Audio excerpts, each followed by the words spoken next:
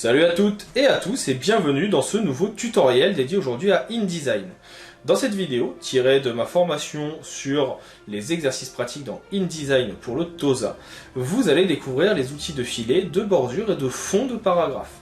Ce sont des outils qui sont importants, souvent méconnus et un peu cachés, et qui pourtant vont vous permettre de faire des mises en page incroyables. Donc aujourd'hui, je vous propose de découvrir tout cela en vidéo.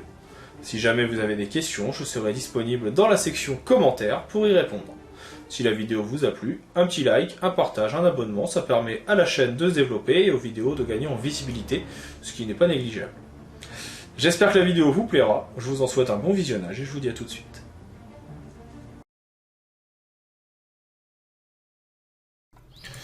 Maintenant que nous avons vu comment modifier nos caractères et nos paragraphes, on va avancer sur les petites améliorations des 10 paragraphes. On a ici la possibilité de venir travailler les arrière-plans et les bordures. Vous pouvez venir ici cliquer par exemple sur arrière-plan quand vous avez un bloc sélectionné, ce qui ajoutera automatiquement une couleur. Couleur que vous pouvez modifier en utilisant celle que vous aurez intégrée dans votre nuancier. Pour rappel, vous aurez une vidéo sur le nuancier un petit peu plus tard dans le chapitre dédié, vu qu'on suit ici le référentiel TOSA. Parfois, il y a des vidéos qui ne sont pas dans l'ordre, ou en tout cas des notions qui apparaissent un petit peu plus tard.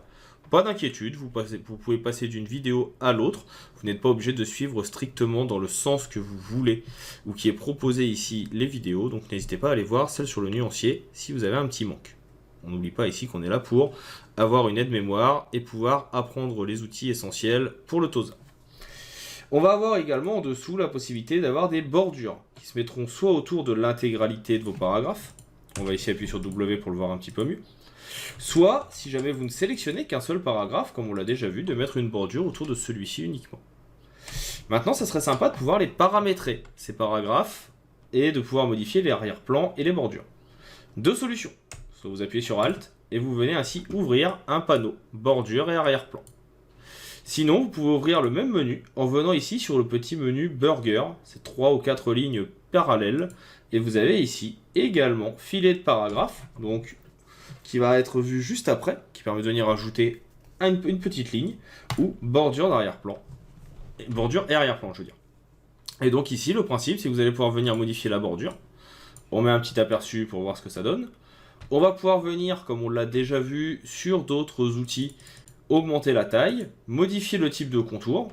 Je ne refais pas exactement ce qu'on a vu précédemment, c'est le même principe avec les couleurs d'espace, les teintes qui viennent ici définir s'il y a plus ou moins d'encre qui seront imprimées et donc si la couleur sera plus ou moins opaque. L'extrémité, ça va permettre quand on a des traits qui ne sont pas finalisés de décider s'ils sont arrondis, carrés ou s'ils sont après le point d'ancrage, ou bien ici de venir définir tout simplement, si vos bordures doivent être arrondies, on l'a maintenant ici, ou biseautées. On ne le voit pas forcément très bien, mais sachez que c'est mis en place comme ça. On a également la possibilité de venir modifier les quatre coins. On a quelques possibilités avec du fantaisie, du biseau, de la marge, de l'arrondi inversé et autres, avec bien sûr la possibilité d'accentuer les effets, et dans décalage, de venir les écarter. Donc ça, quand on a des paragraphes par exemple ici, que l'on vient écarter précédemment pour avoir un peu plus d'espace, qui permettent de venir mettre en place certains éléments spécifiques. Je pourrais en plus, toujours en appuyant sur Alt, modifier mon arrière-plan, ici, et ainsi venir définir une couleur que l'on pourra venir ajouter, que l'on pourra venir également ajuster suivant les besoins.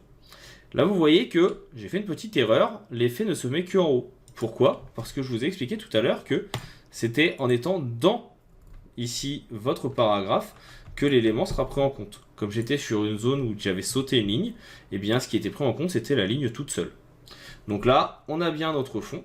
Je peux venir augmenter mon décalage. Je peux venir décider de mettre le même type d'arrondi inversé que je vais accentuer pour que mon fond s'adapte. Donc voilà pour ces petites parties, c'est assez intéressant. Vous avez bien sûr la possibilité de régler également le bord, c'est-à-dire qu'est-ce qui est pris en compte pour venir mettre en place votre élément. Donc là le bord supérieur c'est celui qui est en haut, mais ça peut être par rapport à la ligne de base ou avec l'interligne. Pareil pour le bord descendant, le bord le plus bas, on peut prendre comme référence ici la ligne de base. Et donc là on voit qu'il a pris celle de la grille que je n'ai pas rendu visible mais que vous avez vu précédemment, pour pouvoir venir faire son élément.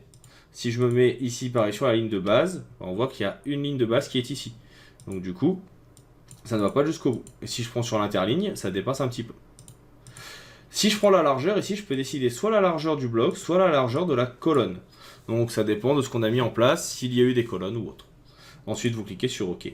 Et votre bordure est mise en place. Donc vous voyez que ce n'est pas très compliqué, mais c'est assez intéressant.